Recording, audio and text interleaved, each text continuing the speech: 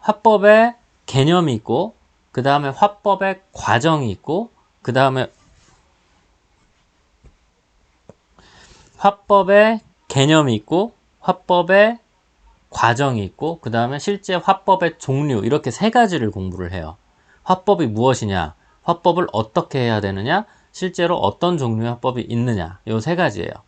장문도 동일하거든요. 장문도 장문의 개념, 장문이 어떤 게 장문이냐, 그 다음에 장문의 과정, 글 쓰는 과정이 어떻게 되냐, 그 다음에 장문의 종류, 어떤 글들의 종류가 있냐, 이렇게 세 가지로 나뉘는데, 선생님이 이 자료에서 장문의 종류는 뺐어요. 그냥 아예. 장문의 종류라고 그러면 대충 여러분들도 아시는 내용들 있죠. 뭐 그런 거 있잖아요. 논설문, 무슨 문, 뭐 주장하는 글이 있고, 뭐 설득하는 글이 있고, 막 이런 글들의 종류. 그거 얘기하는 건데, 그거와 관련해서도 이론이 거의 뭐 교과서 한 절반 돼요. 근데 다 아시는 내용들일 거라고 생각해서 그냥 다 뺐습니다. 그런 거 잡다한 거 다 빼버리고 개념하고 과정 요 두 가지만 들어가 있고요. 실제로 장문에서는 개념, 그 다음에 과정, 종류 이 세 가지 중에서 종류는 선생님은 다 빼버렸다고 말씀드렸고, 그 다음에 개념은 엄청 간단해요. 그냥 거의 공부할 것도 없어요. 그러면 실제로 장문에서 여러분들이 공부하셔야 되는 건 뭐냐면 요 과정이에요. 장문의 과정. 실제로 모의고사나 이런 것들 들여다보시면 거의 다 어디에서 문제가 나오냐면 요 장문의 과정에서 문제가 나와요. 그러니까 여기에다가만 좀 초점을 두고 책을 이렇게 좀 보시면 돼요. 자, 장문의 개념. 장문의 개념은 글 쓰는 거겠죠. 넘어갈게요. 장문의 과정 열심히 쓰면 된다. 장문의 목적 요거는 좀 기억해 주셔야 됩니다. 장문의 목적. 그래갖고 정보 전달, 설득, 사회적 상호작용, 정서 표현이라는 이 네 가지가 있어요. 이 네 가지 장문의 목적은 그냥 기억을 좀 해두시면 돼요. 별 얘기는 안 해요. 정보 전달은 당연히 글을 써서 정보를 전달한다는 거고, 설득은 주장하는 글 말하는 거잖아요. 설득하는 글, 논설문. 그 다음에 사회적 상호작용은 저거예요. 뭐 글을 통해서 서로 인간관계를 맺는다. 편지 같은 거 얘기하는 거고요. 그 다음에 정서 표현은 내 정서를 드러낸다고 해서 시쓰기, 소설 쓰기, 뭐 이런 것들을 얘기해요. 글쓰기의 목적, 장문의 목적은 이 네 가지를 보통 이야기를 한다는 거고요. 이거 말고도 더 있죠. 그 다음에 이제 기능은 그냥 가볍게 한번 읽어보시면 돼요. 글을 쓰는 게 과연 어떤 기능들이 있냐. 의사소통을 할 수 있죠. 글 많이 쓰면 사고력 증진되죠. 뭐 학습도구 글 쓰면서 공부하잖아요. 뭐 그런 거예요. 긍정적 정서 강화를 할 수 있어요. 글을 많이 쓰면. 그딴 소리예요. 간단하게 한번 이건 그냥 가볍게 확인하는 정도로만 보시라는 거예요. 시험 문제랑 조금은 관련이 있을 수 있다는 거죠. 하나씩 체크해 드릴게요. 개념 공부 안 하셔도 되고요. 장문의 과정 공부 안 하셔도 돼요. 이건 뒤에 더 자세하게 나와요. 목적 공부하셔야 되고, 기능도 공부 가볍게 하시면 된다. 발달 단계도 진짜 그냥 가볍게, 정말 가볍게. 이거는 가부터 마까지 우리가 그 장문을 쓰는 실력이 늘어나는 단계를 얘기하는 거예요. 그래서 단순 연상적은 맨 처음에는 그냥 정말로 떠오르는 대로 쓰다가 점점 이렇게 복잡한 글을 쓸 수 있게 된다, 뭐 그런 이야기인데, 이것도 뭐 중요한 얘기는 아니지만 한 번은 가볍게 봐주시고요. 여기가 중요합니다. 장문의 개념은 별로 중요한 게 아니고 장문 과정이 중요해요. 장문 과정이라는 건 글쓰기를 어떤 과정을 거쳐서 쓰느냐는 거죠.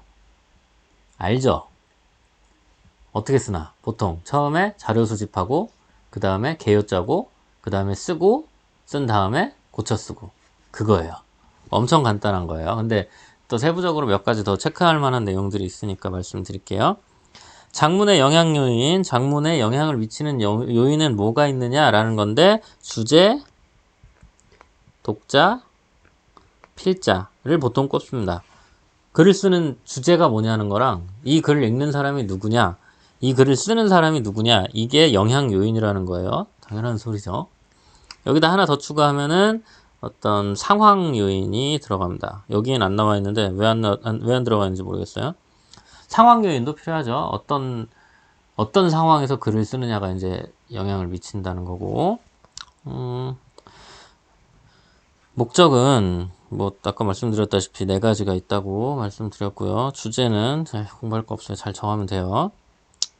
솔직히 이런 거 왜 가르쳐야 되는지 모르겠어요. 주제는 독자가 흥미를 느낄 만한 참신한 것이어야 한대요. 당연한 소리를 왜 해? 진짜. 자, 그 다음에 이제 독자의 유형이 이렇게 뭐 몇 가지가 있어요. 가시적 독자가 있고 불가시적 독자가 있대요. 가시적 독자는 누군지 아는 거야. 그러니까 그 글을, 내가 이 글을 쓰면 누가 이 글을 읽게 될지 확실하게 아는 글. 예를 들어 뭐, 여러분들이 수행평가로 그 지금 하고 있는 노트, 진로 노트 같은 거 만들면 누가 읽어요? 선생님 읽죠? 그런 걸 가시적 독자라고 해요. 이딴 걸 왜 구분을 하는지 모르겠어요. 그 다음에 불가시적 독자는 누가 읽게 될지 모른다. 뭐 내가 소설책을 써가지고 서점에다 팔면 누가 읽을지 모르잖아요. 뭐 그런 걸 불가시적 독자라고 그래요. 필자, 글 쓰는 사람 말하는 거고요. 여러분들이 이 나중에 특히 대학교 가서 이제 혼자서 공부를 해보시다 보면 아실 텐데 이 세상에는 되게 쓸데없는 내용들을 필요 이상으로 복잡하게 만들어서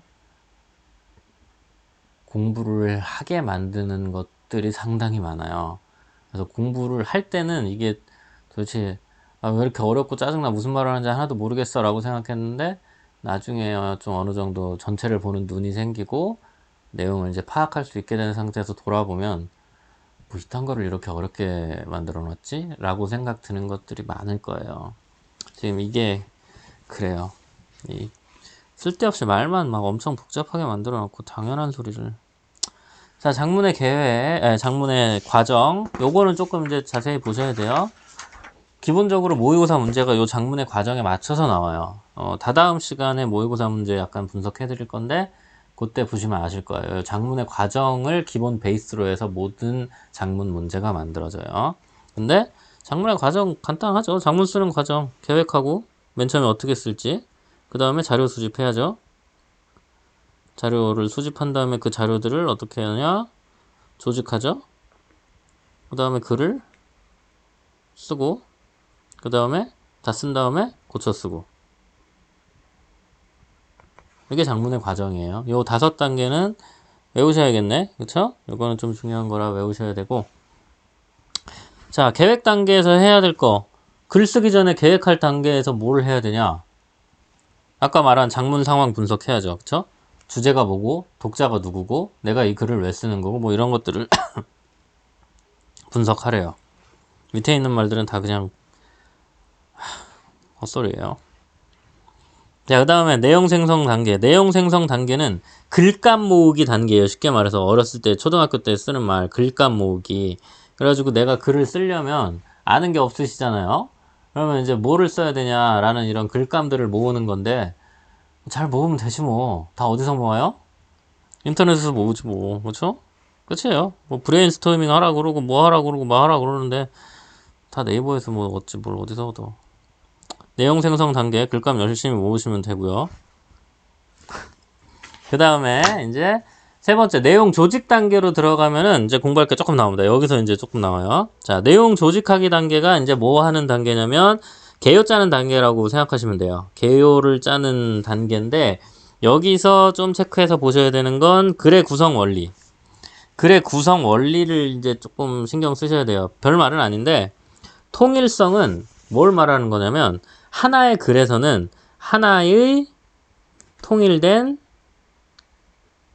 주제를 다뤄야 된다. 는 거고 응집성은 하나의 주제를 응집성 있게 지키는 거. 이렇게 나뉘거든요.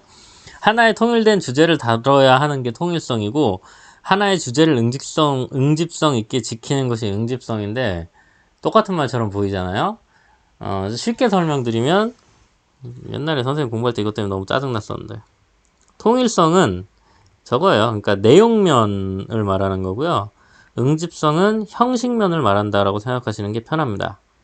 그러니까 통일성을 지켜야 된다라는 얘기는 뭐냐면 내용적으로 하나의 주제에 서 벗어나지 않아야 된다라는 얘기고요. 응집성은 하나의 주제를 다루는데 그 글을 쓰는 이런 여러 가지 형식이나 이런 것들이 그 주제에서 벗어나면 안 된다는 말인데, 예를 들어서 제일 대표적으로 이거 시험 문제에 나올 때 많이 나오는 게 접속사예요. 뭐 접속사가 뭐 원래 그래서가 들어가야 되는데 뭐 그러나가 들어가면 내용이 안 맞아버리는 거잖아요. 하나의 주제에 대해서 다 잘못된 그걸 쓰는 거잖아요. 그러니까 응집한다는 건 이렇게 모은다는 뜻인데, 여러 가지 접속사나 여러 가지 그 기교나 이런 것들을 잘못 쓰면 이 응집하는 힘이 떨어져 버린다라는 느낌으로 받아들이시면 돼요. 그래서 통일성과 응집성은 비슷한 말 같아 보이는데 비슷한 말이에요. 비슷한 말 같아 보이지만 통일성은 약간 내용면에서 하나의 주제를 다룬다. 응집성은 여러 가지 형식적인 면에서 주제에서 벗어나서는 안 된다. 뭐 이런 말이라고 보시면 됩니다. 내용 전개 원리는 뭐 중요한 거긴 한데, 시간 순서, 공간 순서, 논리 순서가 무슨 말인지는 아시고, 그 다음에 내용 전개 방식이 제일 중요하거든요. 이 내용 전개 방식이 제일 중요한데 밑에 있는 거 안 보셔도 되고 아래쪽에 표로 보시면 돼요. 표에 다 정리가 돼 있어요. 여기에 이제 여기서부터 뒷페이지까지 쭉 나와 있어요. 요거는 딱 보기에도 좀 시험 문제 느낌이 좀 있죠. 하나씩 보면 근데 다 아시는 거예요. 이거 안 보셔도 돼요. 이거 뭐 정의의 개념이 지정과 정의라고 되어 있고 파생적, 부분적 어쩌고 저쩌고 되어 있는데 이거 그냥 안 보셔도 돼요. 안 중요함. 써드릴게요. 이거 안 중요해요. 그냥 정의가 정의 내리는 거죠. 쉽게 생각하시면 됩니다. 분석 나누는 거잖아요. 하나하나 분석하는 거. 요거에서는 좀 보셔야 되는 게 요거 행동 분석이랑 기능 분석인가? 이거 아니구나. 잘못봤다. 요거 두 개는 좀 구분을 하셔야 됩니다. 요거 정적 구조 분석이랑 동적 구조 분석 요거 두 개는 조금 기억을 해주셔야 돼요. 정적 구조 분석은 시간이나 움직임과 관계없이 분석하는 걸 정적 구조 분석이라고 하고, 동적 구조 분석은 그 약간 움직임이나 시간 같은 것들이 들어가요. 정말 간단하게 말씀드리면 예를 들어서 위에 있는 거 정적 구조 분석 같은 경우에는 시계의 부품 같은 거를 분석한다 라고 하면은 뭐 시침이 있고 분침이 있고 이렇게 분석하면 되는 거잖아요. 거기엔 어떤 스토리도 없고 시간 개념도 없고 원인 결과 개념도 없죠. 그런데 동적 구조 분석 같은 경우에는 뭐 요리 순서 같은 거 있잖아요. 뭐 어제 해먹은 게 닭도리탕을 해먹으면 뭐 닭을 뭘 하고 어쩌고 저쩌고 이렇게 순서대로 나가야 되는 어떤 그런 것들이 있죠. 그런 것들에 따라서 분석하는 걸 동적 구조 분석이라고 합니다. 그냥 그렇게 이해하시면 되고요. 그 다음에 분류는 아시죠? 종류로 나누는 거. 그래가지고 범주화하는 걸 보통 범주화하는 걸 분류라고 하는데, 이 분류에서는 분류와 구분이 나뉘어요. 이 분류와 구분. 분류는 하위에서 상위로 묶는 거를 분류라고 하고, 구분은 상위에서 하위로 묶는 걸 분류라고 하는데, 선생님은 이거를 굳이 이렇게까지 구분해야 되나 하는 생각이 있습니다. 이거는 그냥 말 만들기 좋아하는 인간들이 만들어 놓은 개념인 것 같고요. 사전을 뒤져봐도 아마 개념이 이렇게 나오진 않을 거예요. 그래서 이 분류와 구분을 뭐 굳이 구분할 필요는 없고요. 그냥 다 분류를 생각하시면 됩니다. 뭐 예를 들어서 문제에서 이거를 뭐 분류하고 있다, 어디서는 구분하고 있다. 근데 분류와 구분을 따로 생각해가지고 문제를 풀 필요는 없다는 소리예요. 분류하고 있다나 구분하고 있다나 똑같은 말이에요. 이딴 걸 왜 자꾸 궁시렁거리면 안 되는데, 선생님 화법과 전공 공부할 때마다 정말 화가 막 치밀어 올라서. 그 다음에 이제 비교하고 대조하는 건, 비교는 비슷한 점 찾는 거고 대조는 차이점 찾는다는 거 아실 거죠. 자, 근데 뭐 이것도 마찬가지예요. 그냥 뭐 차이점을 비교하고 있다 라고 해도 상관없어요. 실제로 문제나 이런 데서 쓸 땐 그렇게 엄격하게 쓰이지 않는다는 말입니다. 인과는 원인과 결과에 따라서, 과정은 순서에 따라서 하는 거고, 이게 서로 좀 겹치는 면이 있습니다. 과정 같은 경우에는 아까 했었던 동적 구조 분석이랑 비슷하죠. 좀 서로 좀 어느 정도 겹쳐요. 그래가지고 선생님 이거는 예시예요, 뭐예요? 라고 이렇게 물어보실 필요는 없어요. 예시적인 것도 있고 다른 것도 있고 이렇게 여러 가지가 좀 섞여 있는 겁니다. 유추 같은 경우에는 공통점을 바탕으로 비유하는 거에 가까워요. 그러니까 우리가 세상 모든 것들을 다 알지 못하기 때문에, 조용히 하래요. 나랑이 잔다고. 자, 우리가 세상 모든 것들을 다 알지 못하기 때문에 우리가 아는 걸 바탕으로 모르는 걸 설명하는 거죠. 그걸 비유라고 하고 그런 걸 유추라고 합니다. 스마트폰이었나요? 어쨌든 뭐 그런 겁니다. 그리고 밑에 내려가면은 공간은 공간에 따라서 내용 전개하는 거고, 서사는 시간을 말하는 겁니다. 시간 순서에 따라서 어떤 스토리에 따라서 시간 순서에 따라서 이야기가 전개되는 걸 서사라고 하고요. 묘사는 묘사하는 거고요. 그 다음에 논증은 조금 봐두셔야죠. 논증은 이거 많이 보셨을 텐데, 귀납추리, 연역추리, 유비추리 이건데, 유비추리는 비슷한 예로 어떤 추론을 해 나가는 거. 아까 저거랑 비슷합니다. 뭐야, 이거 유추랑 되게 비슷한 거고요. 귀납이랑 연역은 여기저기서 많이 봤는데 맨날 볼 때마다 헷갈리잖아요. 이거 외우는 방법 되게 간단해요. 귀납은 기역으로 시작하고 연역은 이응으로 시작하잖아요. 그래가지고 저거 뭐야, 귀납은 구체적인 거에서 일반적인 걸로 가는 거고요. 연역은 이응으로 시작하잖아요. 일반적인 거에서 구체적인 걸로 가는 거예요. 그래가지고 되게 간단해요. 이것도 뭐라고 예를 들어야 되냐. 귀납은요, 구체적인 거. 베스킨라빈스를 예로 들어서, 베스킨라빈스 아이스크림 중에 뭐, 구체적인 아몬드 봉봉이라고 칩시다. 아몬드 봉봉이 맛있어. 이걸 바탕으로 뭐를 추론하는 거냐면, 일반적인 베스킨라빈스는 맛있다 는 걸 추론하는 거예요.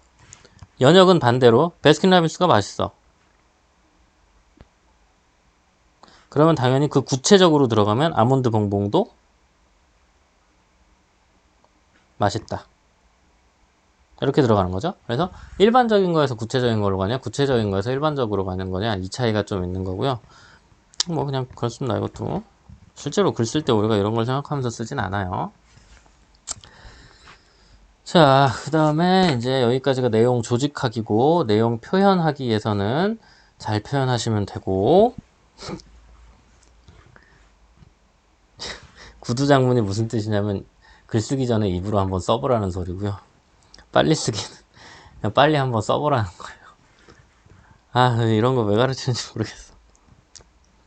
이거 쓴 놈 중에 실제로 빨리 쓰기 하고 구두장문 하는 사람들이 있을지 모르겠네요. 그 다음에 이제 고쳐쓰기는 다 쓴 다음에 퇴고하는 과정인데, 고쳐쓰기는 약간 수준을 다르게 해서 글 전체 수준에서 고쳐 쓰는 게 있고, 문단 수준에서, 문장 수준에서, 단어 수준에서 고쳐 쓰는 게 조금씩 다르죠.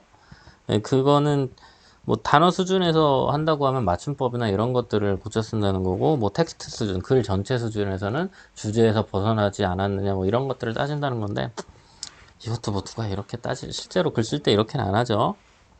근데 어쨌든지 간에 이런 식으로 구분이 된다는 것 정도는 공부를 해주시면 좋을 것 같네요. 자,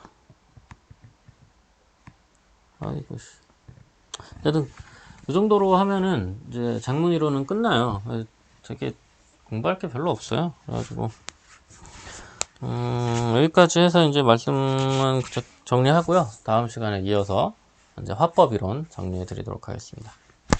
고생하셨습니다.